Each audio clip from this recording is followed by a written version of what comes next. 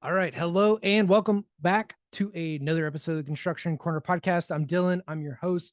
Guys, today you just got me. We're going to talk about three things on this episode. One, timeliness of responses. Number two is we're going to talk about branding, basically holding high standards, being personally excellent. And number three is taking time for people, right? Interpersonal communication and your communication skills. This also goes into being present, being in the moment, being right there where your feet are. So, without further ado, I'm going to get into it. This is going to be a quick hitter. Thank you guys so much for listening. And if you get anything out of this show, please share it with a friend. That's how we grow. We don't take ads. We don't do this for the money. We do it as a really service back to the construction industry. So if you get something from this, share with a friend. First, timeliness of responses. In the construction industry and really in any industry, how quickly you respond, how high your service level is matters. I was getting some work done for some projects and farm some of it out. Basically brought people on my team, and we had some comments that came back from the owner and whatnot. And my subcontractors basically told me that, hey, we'll get to this in 2 weeks. Granted, not a big project, really not a lot going on, and their canned response was, we'll get this done in 2 weeks. What that told me was I was not a priority for them, that I didn't really matter. This project didn't really matter. And as someone who now has to go in front of the owner, that was not great, right? Not a good position. Granted, like all things turned out fine. And ultimately, through this process, because I kind of lost my cool when that email first hit. It frustrated the heck out of me. And it's one of those things that I took a minute to cool down. I didn't send an email out of frustration, and was pretty level about it. Talked to my wife about some of this, talked to some friends, and really just took my time to compose myself, to then have a call with the owner to walk through what their needs were, to review all the questions that I had. And all in all, it's going to be fine.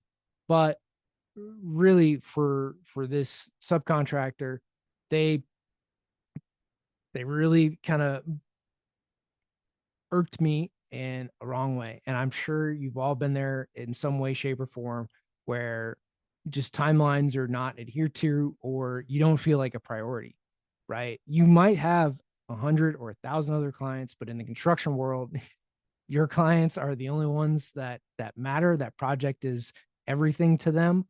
And we need to remember that at the end of the day, for our clients, this is the only project that they're doing, more than likely. This project that we're working on for them matters. It's a lot of money to them.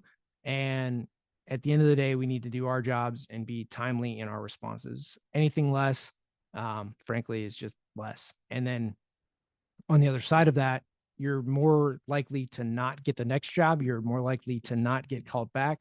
You're more likely to never hear from them again. And you'll also never know why. So be timely in your responses. Do your best to respond quickly and efficiently, and it'll go a really, really long way. People don't respond to emails, they don't pick up the phone, and then when you do have something like this happen, people tend to really lose their cool, and that can also not go over too well either. So make sure to take some time to really think it through before you start ripping people's heads off. That does happen, and think it all the way through. Because again, you want to be good both ways, right? To the people that are working for you, as well as the people that you're working for. Number two, so branding. This comes down to, if you choose to wear a brand, a logo, anything, try to adhere to the brand standards of that company, of what they stand for. Because if you're buying apparel from them, like I'm wearing an Arte shirt, it stands for excellence. So in that, like, I need to be excellent. especially when I'm wearing this, and especially when I'm wearing it out in public. So for the example here and why I'm so fired up about this is I was at the gym doing my 45 minutes, actually turned out to be 50 minutes on the assault bike, and saw this guy come in with his wife. He overweight, wearing a brand on him that, is all about being alpha, being top dog, being all that kind of stuff, right? Being a protector. And he exuded none of those qualities right off the bat, right? Out of shape, overweight. And, there's something to be said too in that, right? Like, hey, you're trying, you're getting back in here. But, again, you're not up to standard yet. Proceeded to spend 5 minutes just standing, looking at his phone, another 5 minutes, like half-heartedly warming up. And then when I looked around the gym before I left, as I was like cleaning up my station, just messing around on his phone, not doing anything. And it's not like a good way to operate, to function, especially when you're wearing a brand that's all about like being masculine, being the alpha, being a high person of character. Did not exude those qualities. And I also personally think that these guys selling these t-shirts should not sell 2 and 3X shirts, because like there is a very small percentage of people who are fit enough to wear that size shirt, but more likely you're overweight, you're out of shape, you're should not be wearing that t-shirt to, that showcases alpha and whatnot. One, for those brand people, it waters down your brand. Two, those people are not holding the standard. So, it should be somewhat controlled, but I get that they're just looking for money and not really caring about people getting better or adhering to those standards. So my 2 cents on that. I don't sell t-shirts, so not a problem for me, right? Number 3 is take time for people.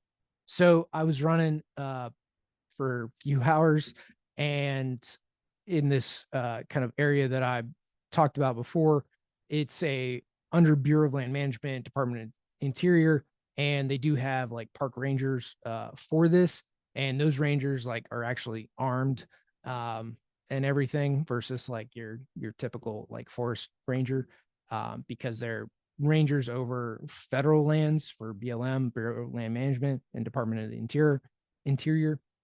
So anyway, I was running, ranger comes through the area that I'm running through on the roads and stuff, and I just kind of roll up to him because he rolled his window down because the weather's pretty bad. It's like kind of misty, drizzling, super windy, overcast, kind of cold. I'm wearing a shorts and a t-shirt, which if I continue to run, it wasn't too bad, but having standing there for 20 minutes, it got a little chilly talking to this guy.